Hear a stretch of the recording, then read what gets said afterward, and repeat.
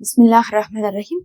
கண்ணியமிக்க சகோதர சகோதரிகளே, அல்லாஹின் நல்லடியார்களே, அஸ்ஸலாமு அலைக்கும் வரஹ்மத்துல்லாஹி வபரகாத்துஹு. அல்ஹம்துலில்லாஹ். அல்லாஹும்ம ஸல்லி அலா முஹம்மதின் வஅலா ஆலி முஹம்மதின் வபாரிக் வஸல்லிம். இன்னைக்கு நம்ம பாத்தீங்கன்னா ஒரு சிறப்புக்குரிய வார்த்தையை தான் பார்க்க போறோம். அந்த வார்த்தையை கொண்டு அவனை அழைத்தால் போதும் அல்லாஹ் ரொம்ப திருப்தி அடைகிறான். எல்லா இஸ்முகளுடைய சிறப்புகளும் அந்த ஒரு இஸ்முக்குள் அடங்கிடும்னு சொல்லலாம்.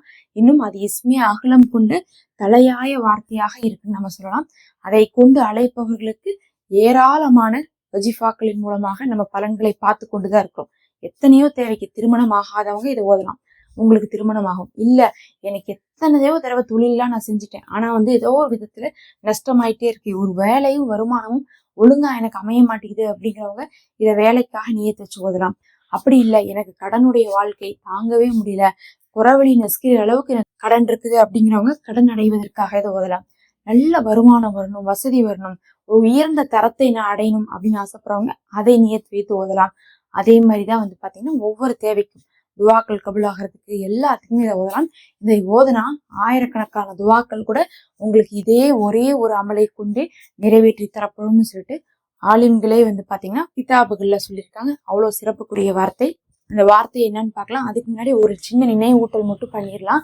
இப்ப நம்ம ஷாபான் மாதத்துல இருக்கிறோம்ல, இந்த ஷாபான் மாதத்துல ஆயிஷா ரலியல்லாஹு அன்ஹா அவர்கள் என்ன பண்ணுவாங்கன்னா, கடந்த ரமலான்ல விடுபட்ட நோம்பெல்லாம் இருக்கும் பாருங்க.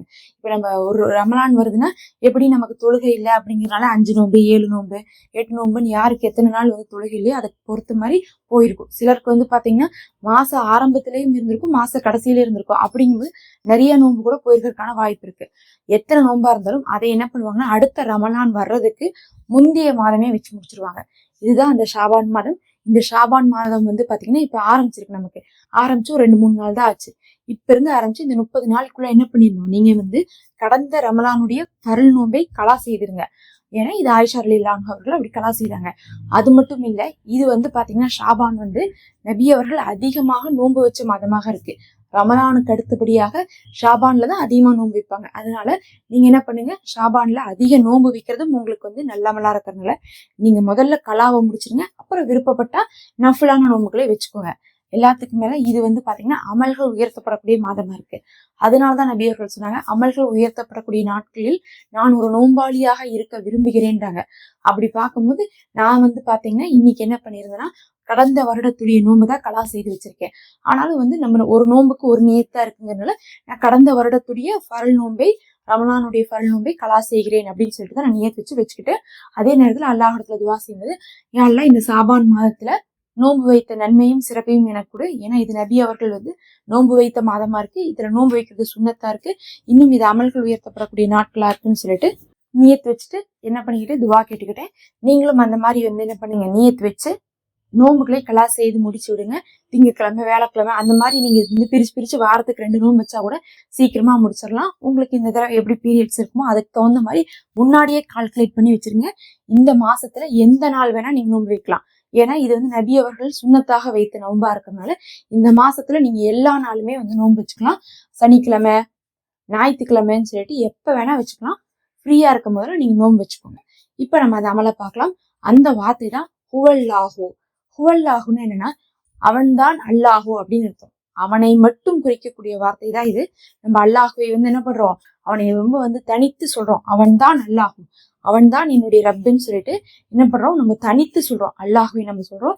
அல்லாஹுவை குறிக்கக்கூடிய இந்த இஸ்முக்கு என்ன சிறப்புன்னு பாத்தீங்கன்னா, நேரடியாக இதனுடைய அர்த்தம் யாருக்குமே தெரியாது.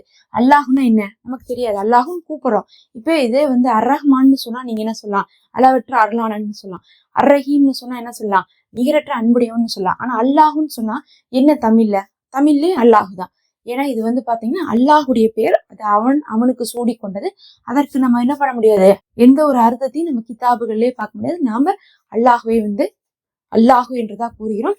ஆனா இதை என்ன சொல்றாங்கன்னா ஆலிம்கள்னா, இதுல இருக்கக்கூடிய இந்த அல்லாஹு அப்படிங்கிற இஸ்மு எந்த அளவுக்கு சிறப்புனா, அல்லாஹு நமக்கு மறைத்து வச்சிருக்கக்கூடிய, இன்னும் வெளிப்படுத்தி தந்திருக்கக்கூடிய, அவனுடைய கிதாபுகள்ல இருக்கக்கூடிய, இன்னும் பாத்தீங்கன்னா அவனுடைய பொக்கிஷத்துல இருக்கக்கூடிய எல்லா இஸ்முகளும் சேர்ந்ததுதான் இந்த அல்லாஹு.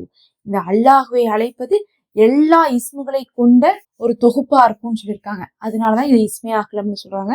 யார் ஒருவர் இதை 1007 முறை ஒரே அமர்வில் உட்காந்து ஓதுறாங்களோ அதை ஓதிட்டு நீங்க என்ன துவா கேட்டாலும் என்ன ஆகும், உங்களுக்கு கபுலாகும். இரும்பு கூட உருகிரும்னு சொல்லலாம். அந்த அளவுக்கு பாத்தீங்கன்னா கடினமான தேவைகள் கூட நிறைவேற்றக்கூடிய ஒரு சிறப்புக்குரிய வஜிஃபா தான் இது. இதை இந்த நாள்ல செய்து பாருங்க. அல்லாஹ் உங்களுக்கு எல்லா நற்பாக்கியங்களும் தருவானாக. ஆமீன் யா ரப்பல் ஆலமீன்.